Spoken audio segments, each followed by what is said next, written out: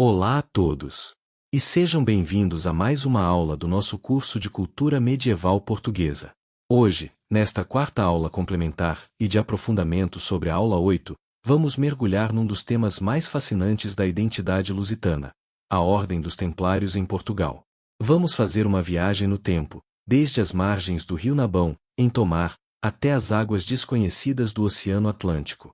Vamos perceber como é que uma ordem de monges guerreiros, fundada em Jerusalém em 1119 para proteger peregrinos, acabou por se tornar a máquina financeira e logística dos descobrimentos portugueses.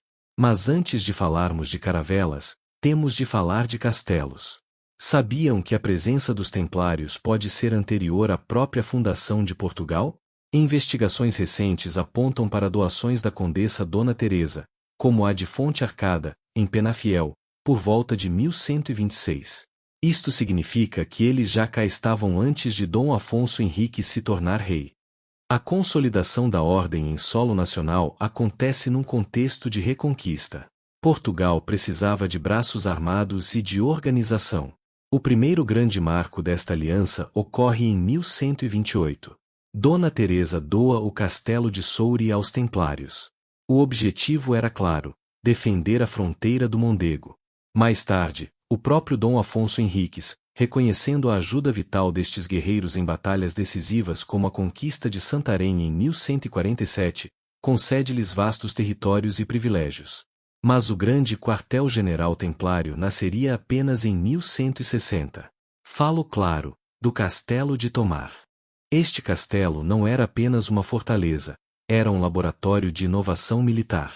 O mestre da ordem, Gualdim Paz, trouxe da Terra Santa conhecimentos avançados de engenharia. Foi ele quem introduziu em Portugal o alambor, aquele talude inclinado na base das muralhas que impedia as torres de assalto de se aproximarem e fazia ricochetear as pedras lançadas de cima.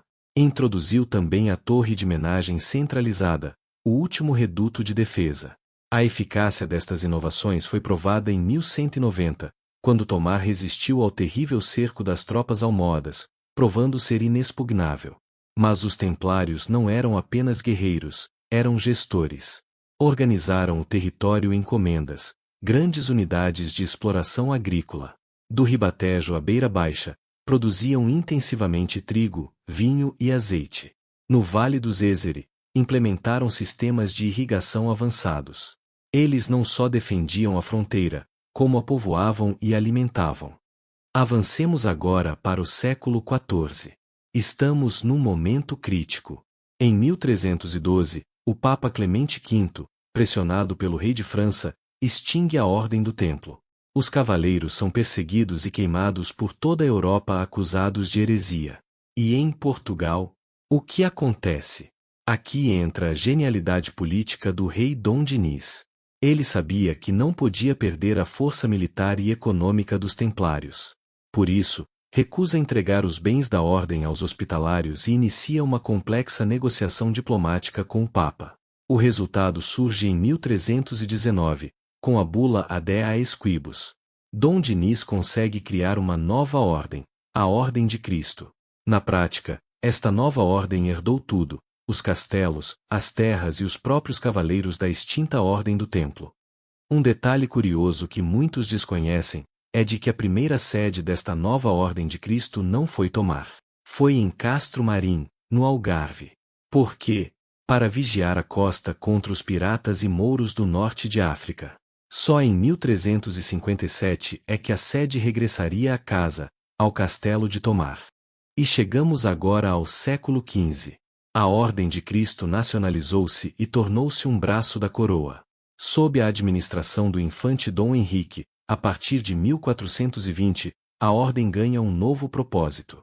A cruz vermelha dos templários sofre uma ligeira alteração, passa a ser a cruz da Ordem de Cristo, com a cruz branca interior, e começa a ser pintada nas velas das caravelas.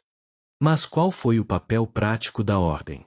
Foi nada mais, nada menos que o financiamento. Os descobrimentos eram caríssimos. O infante Dom Henrique canalizou os imensos recursos da ordem para pagar esta epopeia. Usou a madeira do pinhal de Leiria, que a ordem administrava, para construir navios e usou as receitas da vintena da Guiné, um imposto de 5% sobre o comércio africano, para financiar a logística. A expansão marítima não foi apenas uma aventura comercial, foi, juridicamente e espiritualmente, uma missão da Ordem de Cristo. Para terminarmos, vamos resumir os impactos desta instituição em 4 níveis. A nível militar, introduziram inovações como o alambor e defenderam a linha do Tejo, garantindo a independência portuguesa. No quesito econômico, dinamizaram a agricultura e introduziram tecnologia hidráulica no interior.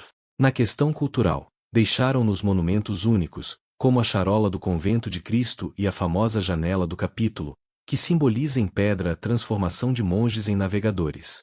E globalmente, transformaram uma ordem medieval terrestre na primeira força global oceânica. Em suma, a Ordem dos Templários não desapareceu em Portugal. Ela metamorfoseou-se.